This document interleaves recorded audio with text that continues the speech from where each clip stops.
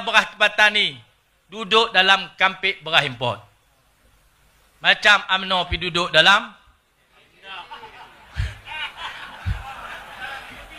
dalam DAP. Oh, UMNO hilang dah, patutlah hilang. Hidup Melayu. Mana dah dengar kan ni? You jangan marahlah. Dulu saya cakap UMNO. Hidup Melayu. Tak ada lah ni. Tak ada siapa berani cakap hidup Melayu. Bisu. Lesu. Kena kasih.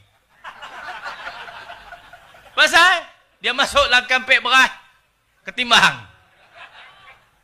Lawak-lawak tuan-tuan, tapi ni betul. Tuan-tuan sekalian, tak boleh dibiarkan. Seperti yang disebut oleh rakan-rakan kita tadi. Air kuning ni adalah isyarat. Mesej penting untuk dihantar. Selepas PRN, PRU15, selepas mereka buang kita, pilih DAP yang dimusuhi puluhan tahun untuk jadi rakan sebilik, rakan seselimut, sekarang sudah tidur sebantal. Air liur basi sudah bercampur. Weh, steam apa tak tahu. Tidak orang DAP semua boleh. Semua boleh.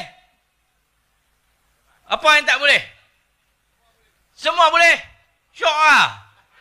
Ada kemarin ke pemuda UMNO? Saya nak hadiah kain batik kat pemuda UMNO. Ada seorang esko dia kata, dicabar PN letak calon muda. Woi, kau suka kita lah letak siapa pun. Apa medok hajak rumah orang? Hang tu pergi pakai kain batik. Saya nak hadiahkan kain batik bercorak roket kepada pemuda UMNO. Tuan-tuan yang duk turut puan ni semua, esok mereka main merayu kita, suruh undi mereka. Tuan-tuan, mereka masuk kampik beras ketimbang. Duk nusuk ke dalam tu, tak berani kata apa. Takut kat DAP ni. Portfolio penting. Kerajaan tempatan yang paling rapat dengan orang ramai menentukan polisi-polisi. DAP. Portfolio penting pengangkutan yang mengawal lalu lintas, mengawal lapangan terbang, mengawal pelabuhan, pergerakan logistik. DAP. UMNO dapat apa? Amanah? Jaga beras tak lepas. Mereka tak bagi, mereka panggil PAN. Suruh panggil amanah.